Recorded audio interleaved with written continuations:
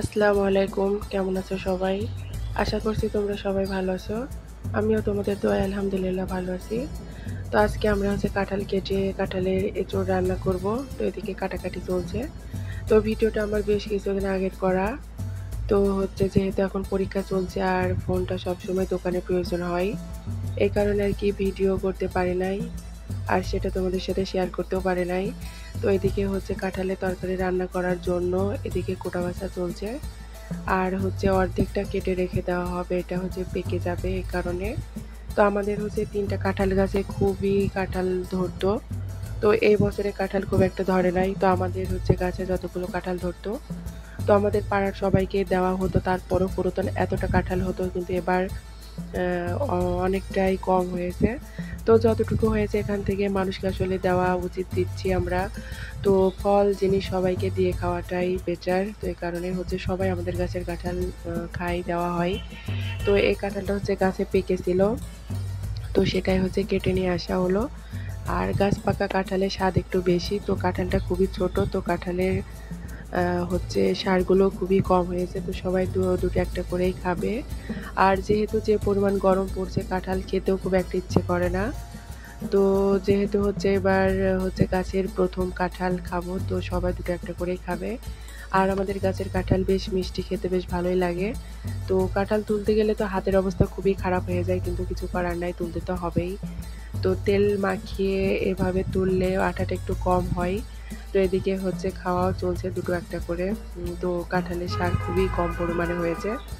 তো এদিকে খাওয়া দাওয়া শেষ করে আমরা আজকে চলে যাব একটা শখ পূরণ করার জন্য, সেটাও তোমাদের সাথে শেয়ার করব। তো শুরু থেকে শেষ পর্যন্ত অবশ্যই দেখবে।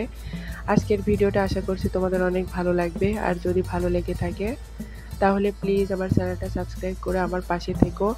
আর আমার ভিডিওতে একটা লাইক করো, তোমার একটা লাইক আমাকে ভিডিও বানাতে আরও বেশি উৎসাহিত করে। তো এখানে আমরা ফোনের দোকানে চলে এসেছি, অলরেডি ফোন দেখা শুরু করে দিয়েছি।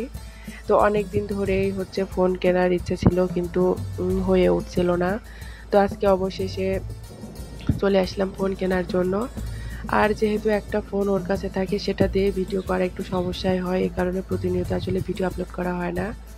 তো আমাদের ফোনটা কেনা হয়ে গেছে, এখন ফোনের সেটিংগুলো ঠিক করে দিছে ভাইয়াটা। আর এই যে এখানে বাবা মেয়ে বসে আছে, তো আমি এদিকে বসে আছি। তো ফোন কেনা শেষ করে এখন আমরা রওনা দিলাম। তো দোকান থেকে বের হয়ে আসলাম। তো এসে ভাবলাম যে আজকে একটু ফুচকা খেয়ে যাব। তাই একটু বাজারের ভিতরে যাব। তো এদিকে আস্তে আস্তে ফুচকার দোকান দেখি নাই, তো আরেকটু সামনে এগিয়ে যাব, যদি পাই তাহলে আসলে খাওয়া হবে, আর যদি না পাই তাহলে তো হলোই।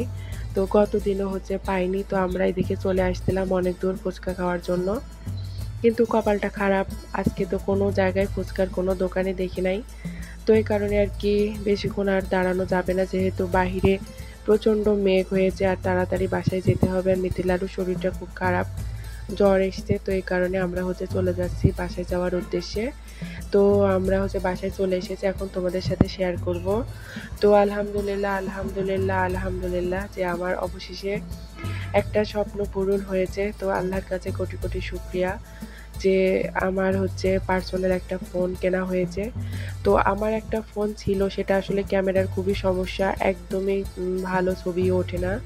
তো সেটা দিয়ে শুধু আসলে কথা হয় এটাই। আর ডিসপ্লে সব ভাঙা, তো ওটাই চালাতাম। তো এটা আজকে নিয়ে আসলাম, আর ব্যাকপার্টটাও আমার কাছে খুবই ভালো লাগলো, এই কারণে এটাও নিয়ে নিলাম। তো তোমাদের কাছে কেমন লেগেছে প্লিজ কমেন্ট করে জানিও।